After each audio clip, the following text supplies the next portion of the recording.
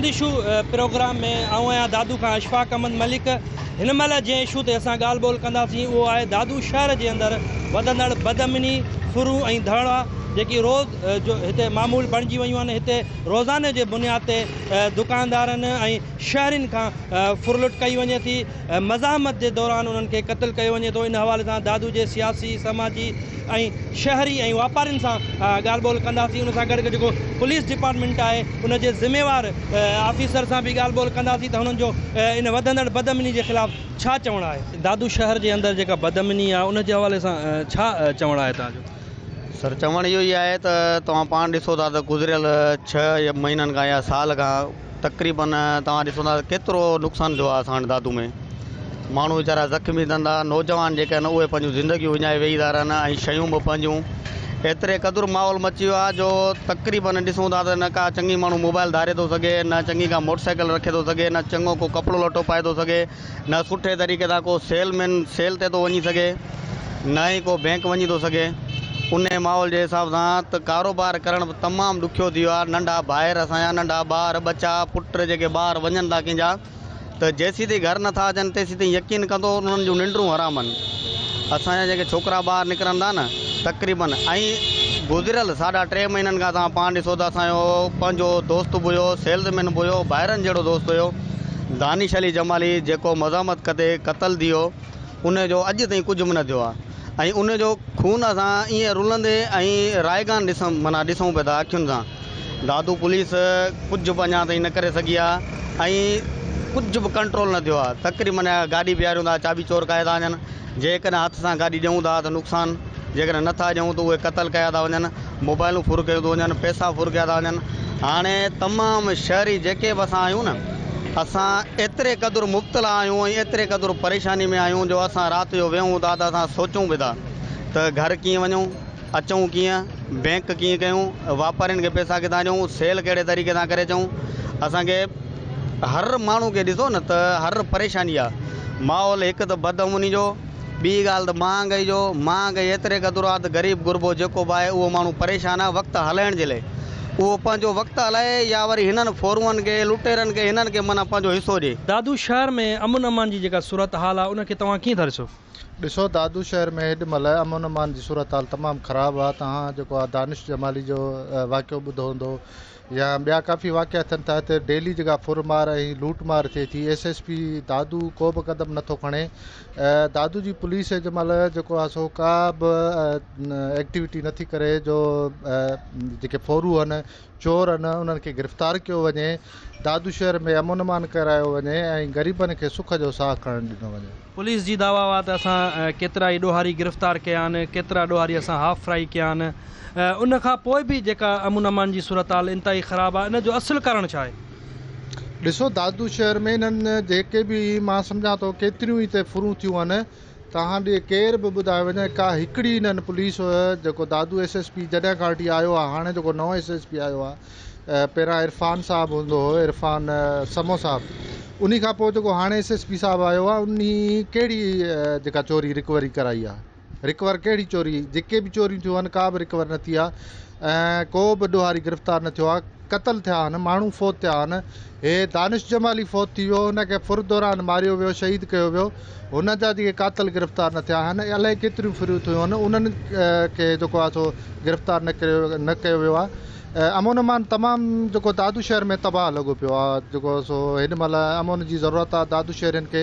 बराए महिरबानी असां सिंध हुकूमत खे अपील कंदासीं त दादू शहर में अमन अमान करायो वञे या वॾी महिरबानी थींदी। मुख्य जवाबदार अञा ताईं गिरफ़्तार न थिया आहिनि। हीउ वाक़ियो थियो हुयो 18 अक्टूबर ते राति जे टाइम ते। इनखे हींअर 3.5 महीना गुज़री चुका आहिनि। असां वटि असांजा असेंबली जा नुमाइंदा बि आया, ताज़ियत कयूं, उन्हनि असांखे भरपूर साथ ॾियण जो ऐं वाइदो कयो ऐं यकीन ॾियारियो त असां इंतिज़ामिया खे चवंदासीं त तव्हांजे ॿचड़े जा कातिल गिरफ़्तार थियनि। SSP दादू बि ख़ुदि पाण ताज़ियत ते आयो ऐं असां सां गॾु जाइ वारदात जो बि दौरो कयईं ऐं असां खां वाइदो करे वियो त जेको आहे जल्दी कातिलनि खे असां गिरफ़्तार कंदासीं। पर एतिरो अर्सो गुज़रण खां पोइ बि इन कातिल जेके ओपन कातिल आहिनि, उन्हनि जा नाला, उन्हनि जे घरनि जे ॻोठनि जे एड्रेसूं हर शइ पुलिस खे मालूम आहे, पर पुलिस उन्हनि खे गिरफ़्तार करण में नाकाम वई। जी बाद मजबूरन असां हिकिड़ो एहतजाज बि कयो, एहतजाजी रैली कढी, जंहिंमें असां सां गॾु दादू जे समूरनि शहरियुनि, सहाफ़ियुनि, अदीबनि, वकीलनि, सभिनी असांजो वापारियुनि, सभिनी असां गॾु साथ ॾिनो, हिकु भरपूर एहतजाजी रैली कढी। जंहिं बाद मजबूरन SSP साहिबु दादू प्रेस क्लब में दादू में अची पाण उते ऐलान कयो त असां कातिलनि जे वेझो पहुची चुका आहियूं ऐं तमामु जल्द कातिलनि खे गिरफ़्तार करे तव्हांजे साम्हूं पेश कंदासीं। पर उन वाइदे खे बि 3 महीना गुज़री चुका आहिनि। SSP साहिबु पंहिंजो वाइदो विसारे चुको आहे ऐं कातिल हींअर बि आज़ादु घुमंदा था वतन। दानिश जमाली जा कातिल अञा ताईं गिरफ़्तार न थिया आहिनि, जंहिंजे लाइ असां SSP साहिबु, सिंध पुलिस IG साहिबु ऐं चीफ जस्टिस साहिब खे बि अपील था कयूं त महिरबानी करे तव्हां पंहिंजो ज़ाती इंट्रस्ट वठो, कातिलनि खे एतिरी डर न ॾियो। हीअ कातिल जेसीं ताईं गिरफ़्तार न थींदा ओसीं ताईं असांजे शहर जा, असांजे सिंध जा बचड़ा सभु गैर महफ़ूज़ आहिनि। जे हीअ कातिल गिरफ़्तार नथा थियनि त हीअ केॾी महिल बि कंहिं ॿी वारदात में वरी कंहिं ॿिए बचड़े जो खून वहाए सघनि था। लिहाज़ा असां सभिनी दादू वासियुनि जो, असां वारसनि जो, सभिनी जो मुतालबो आहे त जल्द खां जल्द कातिलनि ते SSP साहिब जे वाइदे मुताबिक़ त हू उन जे वेझो पहुतो आहे, त वेझो पहुचण जे बावजूदि हो उन खां एतिरा परे छो थी विया आहिनि। उहे कहिड़ियूं कमज़ोरियूं आहिनि दादू पुलिस जूं, उहे कहिड़ियूं कोताहियूं आहिनि दादू पुलिस जूं, या उहे कहिड़ियूं नाअहलियूं ऐं नालाइकियूं आहिनि दादू पुलिस जूं, जो कातिलनि जे एतिरो वेझो पहुची कातिल हुननि खां एतिरो परे थी विया आहिनि। अशफाक साहब, वॾी महिरबानी, तव्हां हिते टाइम कढी आया आहियो। I am thankful to you. ॾिसो, अलाह जो शुक्र आहे, असांखे तमामु सुठियूं हिते कामयाबियूं मिलियूं आहिनि गुज़िश्ता कुझु महीननि में। तव्हां ॾिठो, अगरि मां तव्हांखे सिर्फ़ु 2023 जी ॻाल्हि कयां, स्टार्टिंग फ्रॉम जनवरी, 11 खां वधीक पुलिस मूंखे सिर्फ़ु दादू सब डिवीज़न जी ॻाल्हि थो कयां। I am not talking about rest of the sub division, सिर्फ़ु दादू जी ॻाल्हि था कयूं स्पेसिफिकली, जेके KN शाह, जोही, मेहड़ वग़ैरह जी ॻाल्हि फ़िलहाल मां तव्हां सां नथो कयां। असां वटि 11 खां वधीक पुलिस मुक़ाबला था, जंहिंमें 9 खां वधीक जवाबदार ज़ख़्मी हालत में अरेस्ट थिया। ज़ाहिर आहे, इहे उहे माण्हू आहे जेके ॾोह करे रहिया हुआ। हुनजे अलावा कई मोटरसाइकिलूं रिकवर थियूं, सोलर प्लेटूं रिकवर थियूं। हिन महिल बि मूं वटि काफ़ी सोलर प्लेट्स आहिनि जेके असां रिसेंटली रिकवर कयूं आहिनि, जेके इंशाअल्लाह ताला सुभाणे असां जेके रियल माण्हू आहिनि उनखे ॾींदासीं। त कार्रवायूं जारी आहिनि। मंशात फ़रोशन जे ख़िलाफ़ बि तव्हां ॾिठो हिकिड़ो क्रैकडाउन कयो वियो ऐं गुज़िश्ता 1.5 महीने जे अंदरि 30 खां वधीक जेके गुटका मावा हलाईंदड़ या मंशात हलाईंदड़ माण्हू हुया उन ते क्रैकडाउन कयो वियो। ज़ाहिर आहे, इहे जेके सोशल इविल्स आहिनि they also lead to crime. त मां सम्झा थो असांखे तमामु सुठो रिज़ल्ट मिलियो आहे ऐं दादू शहर में अमन अमान जी सूरत हाल काफ़ी बहितर थी आहे। ज़ाहिर आहे, जेकी there is always room for improvement, improve करण जी गुंजाइश हमेशह रहंदी आहे, पर मां ज़ाती तौर ते सम्झा थो कि असांखे तमामु सुठो रिस्पॉन्स मिलियो आहे ऐं जेके शहर जा माण्हू आहिनि उन्हनि बि इन शइ खे अप्रिशिएट कयो आहे ऐं हिन खे इंशाअल्लाह ताला मज़ीद इम्प्रूव कंदासीं। सर, 3.5 महीना पहिरियां जेको रेलवे स्टेशन सां फुरजी मज़ाहमत जे दौरान शहीद दानिश जमाली जेको क़तल थी वियो हो, इन जो जेको हिकिड़ो दोस्त हो उहो बि ज़ख़्मी थियो हो। उन खां पोइ तव्हां जाइ वारदात ते बि विया आहियो, उते वारसनि सां बि तहज़ियत कई, CCTV फुटेज बि पुलिस खे मिलिया। उन केस में केतिरी अॻभराई थी आहे हिन महिल ताईं? जी, ॾाढो सुठो तव्हांजो सुवालु आहे। ॾिसो, जॾहिं असां हिते आयासीं त हिकिड़ो ब्लाइंड केस हुयो। It was a blind case जंहिंमें ख़बर न हुई कि ॾोहारी केरु आहिनि, किथे आहिनि। इन में दादू पुलिस मां सम्झा थो ॾाढी सुठियूं एफर्ट्स वरितियूं ऐं काविश कई। CCTV फुटेजिस जी मदद वरिती वई, जेको टेक्निकल डाटा आहे उनजी मदद वरिती वई ऐं इन में हिकिड़ो जेको ब्लाइंड केस हुयो असां उनखे आश्कार करण में कामयाबु थियासीं। ख़बर पइजी वई कि कहिड़ो उहो ग्रुप आहे जेको हिन केस में इन्वॉल्व आहे। ज़ाहिर आहे, पोइ पुलिस इन ते एफर्ट्स वरिता। तव्हांखे ख़बर आहे, हिकिड़ो माण्हू जेको मुल्क छॾे भॼियो पियो वियो, उनखे असां अरेस्ट कयोसीं ऐं इन में ज़ाहिर आहे तमामु घणी इन में एफर्ट वई। कुझु हिन में जवाबदार बिल्कुलु अञा बाक़ी आहिनि ऐं रेस्ट अशोर्ड कि उहे पंहिंजे घरनि में न आहिनि, उहे हिते मौजूदु न आहिनि, असां जे कट लॻल आहियूं ऐं असां वटि तमामु सुठी इन्फॉर्मेशन आहे जंहिं ते असां हिमल बि कमु करे रहिया आहियूं। हिमल बि मुंहिंजियूं टीमूं ते कमु करे रहियूं आहिनि। उन्हनि ते गुज़िश्ता ॾींहंनि में ॿ रेड थिया आहिनि जेके शहीद जी फैमिली खे बि इन सॼी ॻाल्हि जी ख़बर आहे। असां उनखे ज़ारा we keep them in the loop ताकी उन्हनि खे बि ख़बर रहे। रिसेंटली बि काफ़ी रेड्स थिया आहिनि, असांखे कुझु कामयाबियूं मिलियूं बि आहिनि ऐं इंशाअल्लाह ताला ॾाढो जल्द जेके रिमेनिंग जवाबदार आहिनि उनखे बि असां पकिड़े वठंदासीं।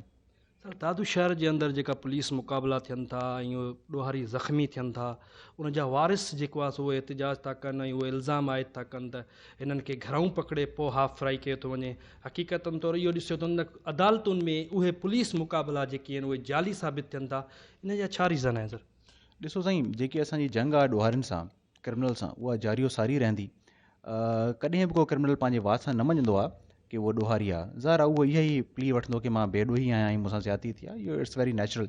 पर रेस्ट अशोर्ड कंहिं सां बि असां बेवाजिबी न कंदासीं, को बि अहिड़ो माण्हू न हूंदो जंहिंसां को ज़ुल्म थिए, ज़्यादती थिए। इहे जेन्युइन मुक़ाबला ई हूंदा आहिनि, इहे डिज़र्विंग माण्हू हूंदा आहिनि जेके ज़ाहिर आहे जॾहिं पुलिस जे गॾु लॻे थी त उहे पुलिस सां मुक़ाबिलो कनि था। तव्हां पुठियनि ॾींहंनि में ॾिठो कि जेके मुक़ाबला थिया उहे सभु ॾोहारी ऐं क्रिमिनल एलिमेंट्स हुआ, उनजो रिकॉर्ड हुयो। ऐं ज़ाहिर आहे जॾहिं पुलिस हिननि ते चढ़ाई करे थी त पुलिस विढ़नि था, ऐं जॾहिं विढ़नि था त पुलिस पंहिंजी सेल्फ डिफेंस में को न को एक्शन खणंदी। पुलिस जॾहिं बि मुक़ाबिलो कंदी आहे, अक्सर ॾिठो वियो आहे पुलिस मुक़ाबलनि में ॾोहारी खे सिर्फ़ु टंग में गोली लॻे थी, उनखां पोइ जेको हू पुलिस सां मुक़ाबिला कंदा, पुलिस खे का रहड़ बि नथी अचे। छा इहा वाक़ई हक़ीक़त आहे त उन्हनि खे घरों खयों ऐं राति जे टाइम ते, अंधेरे जे टाइम ते उन्हनि खे हाफ़राई कयो थो वञे?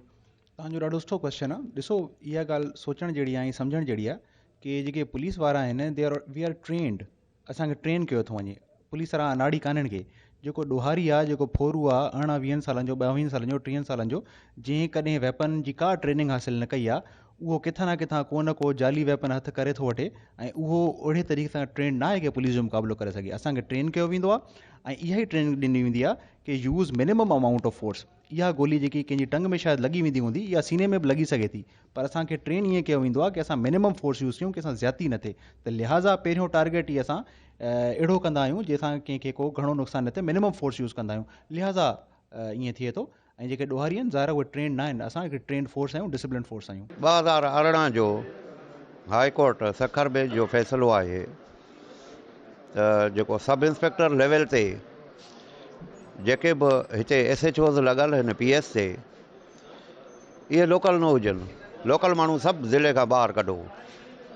पर हींअर तव्हां इहो ॾिसो पिया था त तक़रीबन जिथे जंहिं PS ते वञो त लोकल जेको माण्हू आहे SHO, उहो हिते PS ते त जेको आहे सो ताइनात लॻो वेठो आहे। पुलिस रूल्स 1934 हुन में आहे त SHO जेको रखिणो आहे त उहो इंस्पेक्टर लेवल जो माण्हू जेको आहे सो PS ते रखिणो आहे, ऐं उनजी जेका ट्रांसफ़र आहे उहा DIG कंदो, SSP खे उनजो अख़्तियार कोन्हे।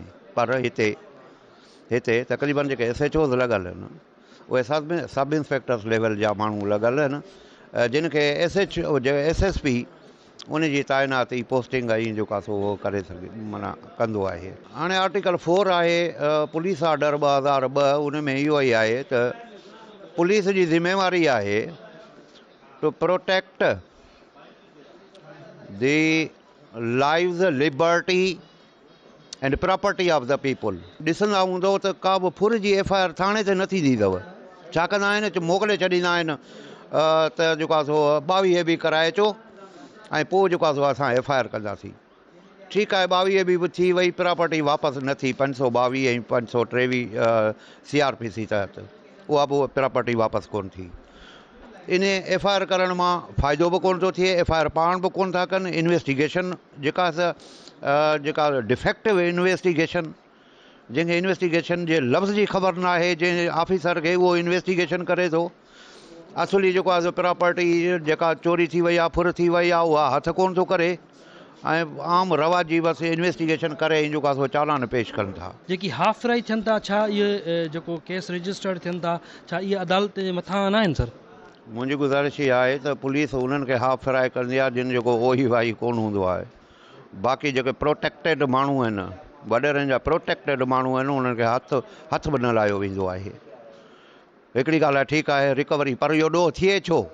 पुलिस वटि पंहिंजा CRPC में तव्हांजो 152 आहे, 105 आहे, 151 आहे, 54 CRPC आहे। उनखे क्राइम खे प्रिवेंटिव जेके मेजर्स आहिनि उहे वठिणा आहिनि। हिन महिल ताईं कहिड़ा जेको आहे प्रिवेंटिव मेजर्स वरिता विया आहिनि जो उन्हनि खे जेको उन्हनि खां बॉन्ड श्योरिटी वरितियूं हुयूं हुजनि, बॉन्ड 3 साल लाइ वरिता विया हुजनि। को माण्हू जेको आहे सो कंहिं गैर इलाइक़े में अचे थो, उनखां कहिड़ो गिरफ़्तार कयो वियो आहे, उनखे गिरफ़्तार करे उनखां बॉन्ड वरितो वियो आहे त तूं अॻिते न ईंदे, जेकॾहिं ईंदे त का ख़बर पई त जेको आहे सो तोसां असां सुठो न कंदासीं। 565 CRPC में आहे त जंहिं बि जवाबदार खे सज़ा अचे थी कंहिं चोरी में, फुर में, जॾहिं उहो निकिरे थो त उनजो सभु जेको पतो जेको आहे पुलिस पाण वटि रखिणो अथसि ऐं उन ते नज़र रखणी अथसि त जेको आहे सो हीअ वरी ॾोहिनि, वरी जेको आहे सो मुलवस कोन थो थिए। उनजे बावजूदि खोड़ FIRूं दाख़िल थियल आहिनि उन्हनि जे ख़िलाफ़ु, उनजे लाइ छा थियो आहे? कुझु बि न। प्रिवेंटिव मेजर्स पुलिस वठे ई कोन थी। बाक़ी जेके उहो जिन जो ओई वाई न आहे उन्हनि खे पकिड़े जेका सो हाफ़ फेराई करे इहा दावा पुलिस जी जेका आहे उहा मनगढ़ंत दावा आहे। जी नाज़रीन, अॼोके सिंध इशू प्रोग्राम में दादू में बदअमनी जे हवाले सां अवां दादू जे शहरनि समाजी अॻुवाणनि ऐं वकीलनि जूं ॻाल्हियूं ॿुधियूं, जिन जो इहो चवणो त दादू शहर जे अंदरि जेका बदअमनी आहे हिन महिल तमामु घणी आहे। शहरी जेकी आहिनि उहे घरनि ताईं महदूद आहिनि। शहरी जेको बि घरों निकिरी कंहिं कमकार सां दादू शहर वञे थो त उनखे हथियारनि जे तौर ते उन खां फुरलुट कई वञे थी। हिते केतिरा ई उन्हनि जो बि चवणो हो त बदअमनी जे दौरान फुर्ज मज़ामत जे दौरान क़तल थी विया आहिनि। जेको 3.5 महीना पहिरियां जेको रेलवे फाटक वटि शहीद दानिश जमाली जेको फुर्जी मज़ामत जे दौरान क़तल थी वियो, उनजे वारसनि सां बि असां ॻाल्हि ॿोल कईसीं। उनजो बि चवणो त 3.5 महीना गुज़रण जे बावजूदि उन्हनि जे केस में जेकी जवाबदार आहिनि उहे गिरफ़्तार न कया विया आहिनि। इन वजह सां असांजी SSP दादू अब्दुल ख़ालिक पीरज़ादो सां बि ॻाल्हि ॿोल थी। उन चयो त दादू शहर जे अंदरि अमन अमान जी सूरत हाल हिन महिल बहितर आहे। पुलिस जेको आहे उहा कमु करे थी पई। हिन महिल ताईं 13 खां वधीक जेकी आहिनि उहे पुलिस मुक़ाबला थिया आहिनि, जंहिंमें केतिरा ई ॾोहारी उन्हनि खे ज़ख़्मी हालत में गिरफ़्तार कयो वियो आहे। इन जो इहो बि चवणो हो त हिन महिल दादू शहर जे अंदरि जेका बदअमनी आहे उनखे जेको रोकण लाइ असां ॻुझूं टीमूं जोड़ियूं आहिनि जेकी उहे कार्रवाई कनि थियूं पियूं। ऐं हिन जो इहो बि चवणो त जेको शहीद दानिश जमाली जेको क़तल थी वियो, उनजे केस में जेको हिकु जवाबदार जेको ॿाहिरि मुल्क फ़रार थी रहियो उनखे बि असां गिरफ़्तार कयो आहे। बाक़ी जेकी 2 जवाबदार आहिनि उनजे वेझे पहुतल आहियूं, जल्द उन्हनि खे बि गिरफ़्तार कयो वेंदो। अॼोके प्रोग्राम खां ॾींदा इजाज़त। कैमरामैन टीम सां गॾु अशफाक अहमद मलिक, धरती TV दादू।